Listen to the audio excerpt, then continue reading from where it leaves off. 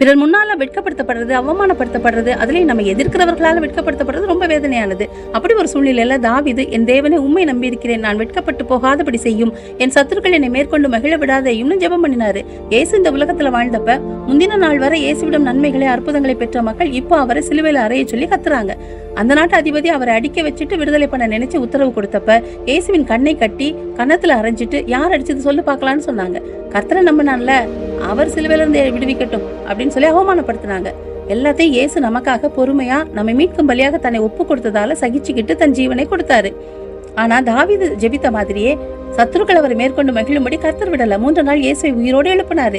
இயேசு வெட்கத்தையும் அவமானத்தையும் அனுபவிச்சதால உங்க சூழ்நிலை, வெட்கம், அவமானம் அவருக்கு நல்லா புரியும். நிந்தை, அவமானம், மரணத்தை ஜெயித்த அவர் உங்களுடைய அவமானத்தையும் ஜெயிக்க வைப்பார்.